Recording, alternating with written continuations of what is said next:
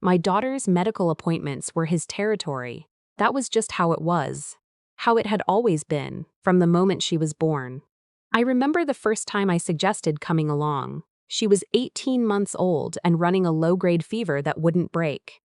I had my coat on, my keys in my hand, and my husband looked at me the way you'd look at someone who'd just suggested something mildly embarrassing in public.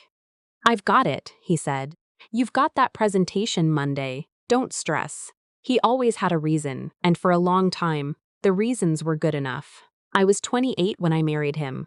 He was 34, an orthopedic surgeon with a calm, deliberate way of speaking that I used to mistake for wisdom. His name was, well, I'll call him my husband for now. That's all he is to me anymore. We met at a charity gala in Chicago, the kind of event where the centerpieces cost more than my monthly rent at the time.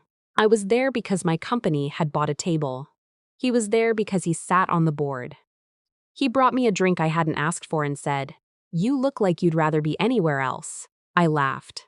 I thought that meant he knew me. I didn't realize then that what he actually knew was how to make a woman feel seen, without actually looking at her. We dated for 2 years. We got married in September at a vineyard in the Hudson Valley. We bought a 4-bedroom colonial in Naperville, Illinois, because the school district was good and the commute into the city was manageable. We had our daughter 14 months after the wedding. I'll call her my little girl. She was born with a patch of red hair and an opinion about everything from day one. The first pediatric appointment, she was 3 days old. My husband took her alone because I was still recovering from the C-section and he said there was no reason both of us needed to go. The second appointment, she was 2 weeks old. He said I seemed tired. The third. I had started to notice something then, a quiet, deliberate way that he angled himself between me and any form of information about her health. But I was sleep-deprived and adjusting to being a mother, and I told myself I was being paranoid. That's the thing no one warns you about when you're inside a controlling relationship. You don't see the cage, you just keep rearranging the furniture. She was 4 years old when everything changed. My husband had flown to Boston for a 3-day orthopedic conference. He went every year. CME credits, he said, networking. The house felt different when he was gone. Lighter, somehow, though I felt guilty for noticing. My little girl woke up on the second morning with a fever of 101.2. Nothing alarming, but she'd also been complaining about her stomach on and off for a couple of weeks. And I'd been watching it, the way mothers watch things they can feel but can't quite name. I called the pediatric practice, Dr. Holt's office, on Warrenville Road, the one my husband had chosen and registered her with before she was even born. I said I was bringing her in. The receptionist found the appointment slot and didn't ask me a single question about who I was, because why would she? I was her mother. The waiting room smelled like antiseptic and crayons. My daughter sat on my lap and pointed at the fish tank in the corner and asked me if the fish had to go to the doctor too. I told her probably not. She seemed satisfied with that. Dr. Holt came in, and something happened that I've replayed in my head 1,000 times since. She paused. Just briefly, just a half second, when she looked up from the chart and registered that it was me in the chair and not my husband. She recovered quickly. She was professional and thorough and kind, and my daughter loved her immediately. But at the end of the appointment, after she'd determined the stomach complaints were likely related to a mild sensitivity and nothing serious, she looked at me and said, "Everything looks good today.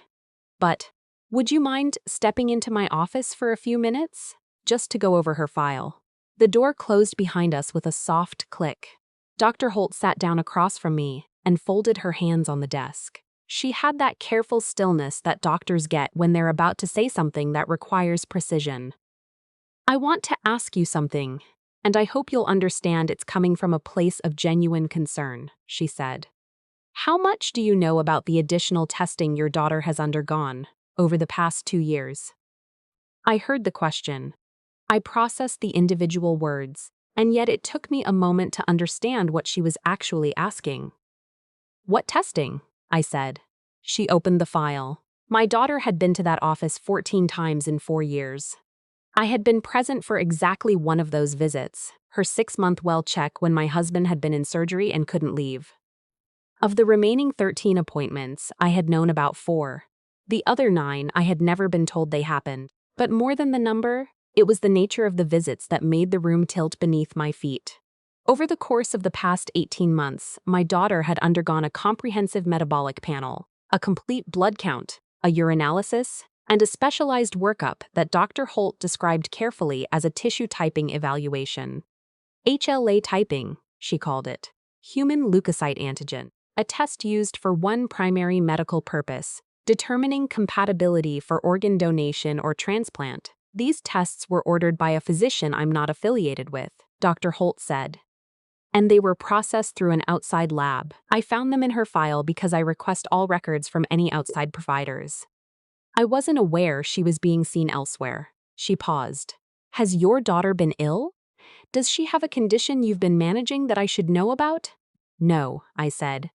She's healthy. She's always been healthy. Dr. Holt looked at me steadily. I know, she said. That's why I needed to talk to you. I drove home in a kind of suspended state, the way you drive when your body knows the route and your mind is somewhere else entirely. My daughter fell asleep in her car seat. I watched her in the rearview mirror and kept thinking, kept coming back to the same 2 words, rotating slowly like something caught in a current. HLA typing. I knew enough to know what it meant. My husband was a physician. Medical terminology had osmosed into our household over 7 years. HLA typing was not a routine screening. It was not something you ordered because a 4-year-old had a stomachache. It was something you ordered when you were looking for a match. I put my daughter down for her nap. I sat at the kitchen table and I called my best friend. She answered on the second ring and I said, I need you to come over. And something in my voice must have told her everything she needed to know because she said, I'm already putting on my shoes. She sat across from me while I told her. I watched her expression change as I talked, the polite attention becoming confusion, then something harder. Why would he run those tests without telling you? She said. I don't know, I said, but I know he's never told me the truth about anything involving her medical care, and I know that test isn't routine. And I know I need to find out what's going on before he gets back. She stayed with my daughter that afternoon while I went to look. My husband was organized the way surgeons often are. Everything had a place. His home office, a room I was technically allowed in but had learned over the years was not really mine to disturb, was neat and systematic. Labeled binders, color-coded files. His laptop was password protected, but his desk had 2 drawers that weren't. I'm not proud of what I did next. I've thought about whether to include this part, and I've decided I will, because I think there are women reading this who need to know that trusting your instincts is not the same thing as being paranoid. In the bottom drawer, under a folder of old tax returns, there was a padded envelope. Inside the padded envelope were 3 things: a photograph, a legal document, and a set of medical records that did not belong to my daughter. The photograph was of a boy. He was maybe 5 or 6, dark-haired, serious-looking, standing in front of what appeared to be a hospital entrance. On the back, in my husband's handwriting, Luca, March 2023. I sat there for a long time just holding that photograph. The medical records were for a minor identified only by initials, LM. But the date of birth and the age noted in the file matched the boy in the photograph within 2 months. He was being treated at a pediatric nephrology center in Cleveland for end-stage renal disease. The most recent notes indicated he had been on the transplant waiting list for 16 months. His condition was deteriorating. Both kidneys were failing. The legal document was a letter from a law firm in Ohio. It was addressed to my husband. It referenced a living donor evaluation protocol and mentioned that the identified candidate had been screened. It referenced next steps pending parental consent from the custodial guardian. I am the custodial guardian. I had never consented to anything. I sat on the floor of my husband's office for a long time. The house was quiet. Upstairs, my daughter was still napping. Healthy, unaware, her body already cataloged and evaluated without her mother ever knowing. I did not call my husband. I know some people would say that was the first thing they would do. Confront him immediately, demand answers. But I had spent enough years watching him operate, in the literal and figurative sense, to know that confronting him without preparation would only give him time to control the narrative. He would explain, he would redirect, he would make me feel that I had misunderstood something fundamental, and I would end the call more confused and more gaslit than I'd started. Instead, I took photographs of every document in that envelope with my phone. I put everything back exactly as I'd found it. I went downstairs and I called an attorney. Her name was... I'll call her my attorney. She was a family law specialist in Chicago whom my best friend had used during her own divorce 3 years earlier. I had her number in my phone from when I'd helped my friend research options. I'd never thought I would need it myself. I reached her voicemail and left a message that was, in retrospect, embarrassingly calm. I stated my name, my situation in 3 sentences, and asked for the earliest possible appointment. She called back within the hour. What I learned in the following 10 days reshaped everything I thought I understood about my marriage. My attorney submitted a formal records request to Dr. Holtz's practice. We discovered that the outside physician who had ordered my daughter's HLA typing was affiliated with the same Cleveland Nephrology Center referenced in the legal letter. The records request revealed that my husband had brought my daughter to a separate appointment at that facility 14 months earlier, listed on the intake form as a routine consultation. With my name on the consent form in handwriting that was not mine. My husband had forged my signature. He had taken our 4-year-old daughter to an out-of-state medical facility without my knowledge, submitted falsified consent, and had her evaluated as a potential living kidney donor for a child I had not known existed. My attorney said, very carefully, "Do you know who this boy is to your husband?" I had already started to suspect. I just hadn't wanted to arrive there. I asked my best friend to help me look. She was better at this than I was, more methodical, less emotionally paralyzed by what we were finding. Within 2 days, she had traced a thread through public records and social media that led us to a woman in Columbus, Ohio. The boy's name was Luca. He was 5 years old. His mother had been in a relationship with my husband for approximately 8 months, ending 4 years ago, which placed the beginning of that relationship approximately 14 months into our marriage. My husband had had an affair. He had fathered a child. That child was now critically ill. And rather than disclose any of this to me, rather than have an honest conversation, rather than ask, rather than approach me as a partner, he had decided to use our daughter's body as the solution to a problem he had created and hidden. I think about how he must have calculated it. The clinical precision of it. He would have known the statistics. A biological half-sibling offers a strong likelihood of compatibility, often stronger than an unrelated donor. He would have known that a child my daughter's age, if the match held, could potentially donate 1 kidney with acceptable long-term risk under controlled conditions. He would have known as a physician exactly what acceptable risk meant and what it didn't. And he would have known that I would never have agreed. That's the part that stayed with me longest. Not the affair, though that was its own wound, and it bled in its own time. Not even the lie of omission that had shaped the last 4 years. What stayed with me was the decision he had made in the privacy of his own mind. That his child's life was worth pursuing at any cost, and that I was simply an obstacle to be managed. He had not told me because he knew what I would say. And what I would say was no. My attorney filed the emergency motion on a Thursday. By Friday morning, we had a court date. My husband landed at O'Hare that afternoon, still apparently unaware that anything had changed. I had moved my daughter and myself to my best friend's house 2 days earlier. I'd packed a bag while my daughter was at her preschool, the way you pack when you're not sure if you'll be coming back. A strange, efficient grief, folding things you don't know how to say goodbye to. When my husband tried to reach me, I did not answer. My attorney answered for me, in the way that attorneys do. The emergency hearing was brief and formal and terrible, in the way that formal things are terrible. Not dramatic, just final. The judge reviewed the records. She reviewed the forged consent form. She reviewed the correspondence from the Ohio law firm and the unauthorized HLA records and the appointment logs from the Cleveland facilities.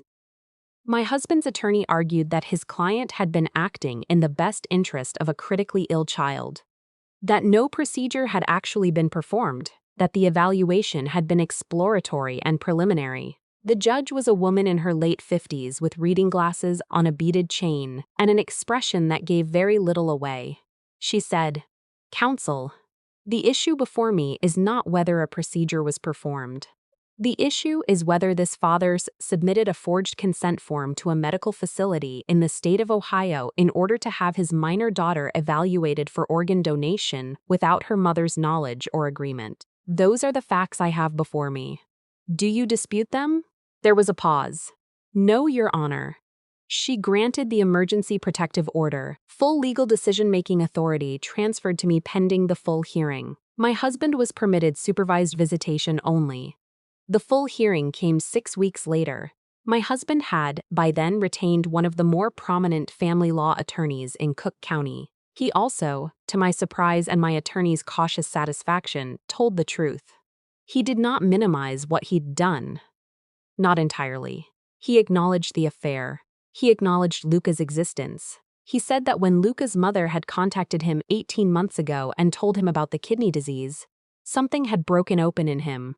He had panic planned the way people panic plan when they feel trapped and cannot see a clear path forward. He had not told me because he had been ashamed of the affair, and he had told himself, he said, that he would find a way to handle it without destroying our marriage.